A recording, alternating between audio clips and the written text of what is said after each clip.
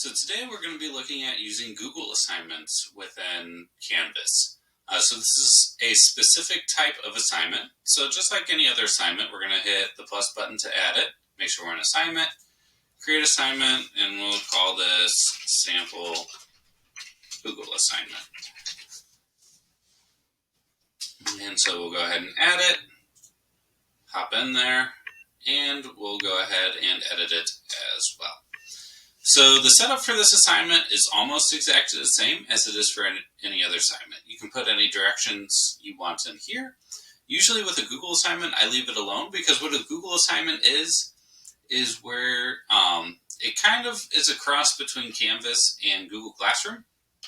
So you have the ability to assign Google Docs or Google Slides or something like that for students to fill out, or they can upload their own from there as well. So usually for me, the assignments, all the directions are in the Google Doc. That way kids aren't flipping back and forth between Canvas and the doc. But if for whatever reason you have a reason to give them directions or resources or whatever separately, this is a great place to put that. So again, you have the points that you can give it, assignment group, how you want to display it.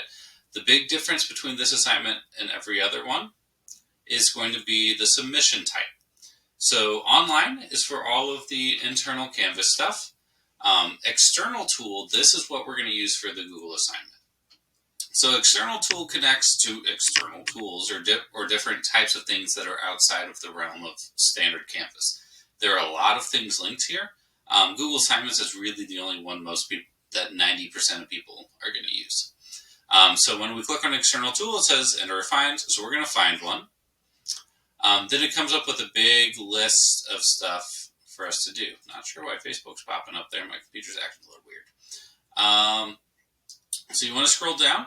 Some of you may have used Google Docs Cloud Assignment. This is the older version of it and is actually going to be canceled at some point if it hasn't been already or being stopped supported by Canvas.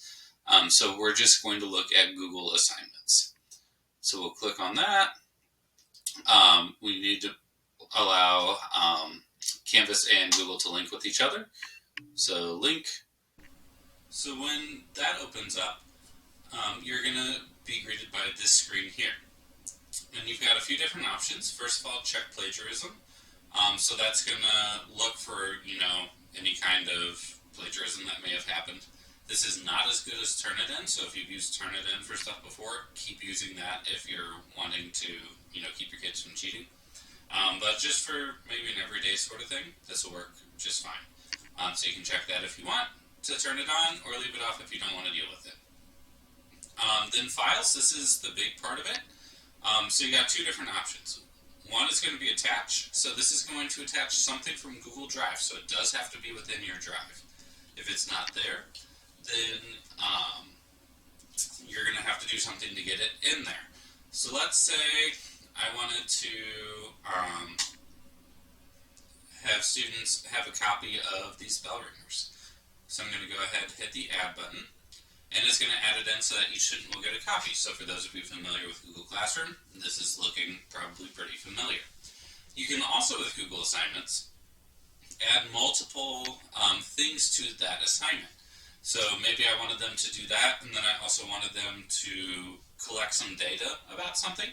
I'm going to add a new sheet here, and when it does that, it's going to add an untitled spreadsheet for every student to have that they'll get their own copy of, so that they have a blank canvas to start on for gathering data or whatever it is that they want. And you can put, as far as I know, as many of attached documents as you want onto an assignment. I've never run into what the max is. So you'll just attach whatever it is that you want. If you don't want it there, you can just hit the X over here. Then for the section down here, it says make sure total points and due date match what's in the LMS. You want the points to match because, and this is my one problem with Google Assignments, or my main problem, is that it doesn't sync exactly with Canvas. So ideally, it would be able to just look at Canvas, see how you have the points set, see where you have the due date set, and then just automatically make them match, but you do have to manually set it so that they're the same. So we set the total points for 10 on the assignment, so we'll do that.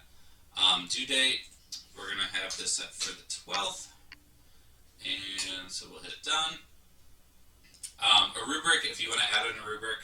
in Google Classroom, you can do that there. But when you're done with all that, you'll hit create. So then it pops back here. It looks like nothing got done, but what it actually did is it posted to, or it attached this URL here, which you don't need to mess with, you don't want to touch.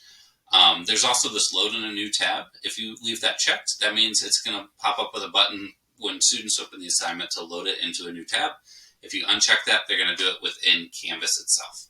I would, unless you're going to have some kind of like secure exam type assignment, I would recommend always leaving that checked to load it in a new tab, just because it's more room for them to work. So we'll select that. So again, we got our load in a new tab, the attempts, the due date. So again, we want to make sure that matches. So we'll set that for February 12th. You can make the available from or until, whatever, and then save. And so from here, this is kind of what it's going to look like on the student side of things,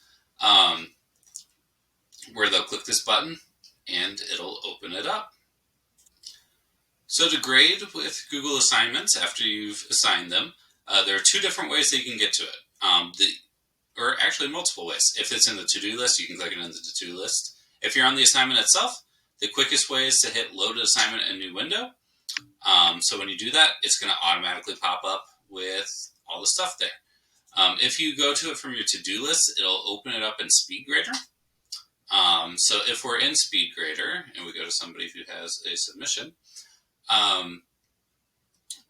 you can either click either of these buttons. If you click this top one, it's going to open it up within SpeedGrader itself. If you open this one, it'll open up in a new tab. It doesn't really matter which one you do, but either way, you can see that took us to the same place.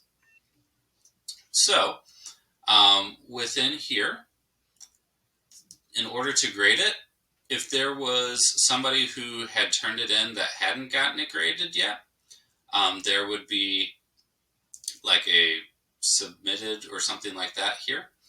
And then of course we can see grades and all that stuff. So in order to grade it, we want to click on a person, preferably somebody who we need to grade, and then it'll open it up. So it comes up with all the information that this person typed into their Google Doc. You can see over here that we've got multiple options. So there was the Google Doc that got assigned, and there's also this Google Drawing that got assigned. And so we can flip back and forth between them in order to give them their grade. So we could give them 5 out of 5, and we can move on to the next person. So this person looks like did it. As you can see, it got assigned. They just didn't actually hit the submit button. So we'll go ahead and give them that 5 out of 5 there. And then just like with Google Classroom, this will not automatically save their grade. So that is one thing that's different from normal SpeedGrader, is that SpeedGrader, it gives them the grade automatically, and that's it. With Google Assignments, you not only have to give them the grade, but you either have to hit the return button after every single one, or you have to click the arrow, return multiple submissions, make sure everybody's thing is checked, and then hit that return button. And then it takes time to do it. The more people there are to return, the longer it's going to take. You can also, by clicking the down arrow here, you can change how you want to sort it by. So its default is to last name. You can sort by first name as well, or by status. Status is the one that I always like to do it, so that it puts all the submitted stuff together that needs to be grading. All the other stuff that I probably don't care about is going to be down farther. And when you're done and everything is all returned, it's going to sync up with Canvas and everything will work the same exact way as it normally does.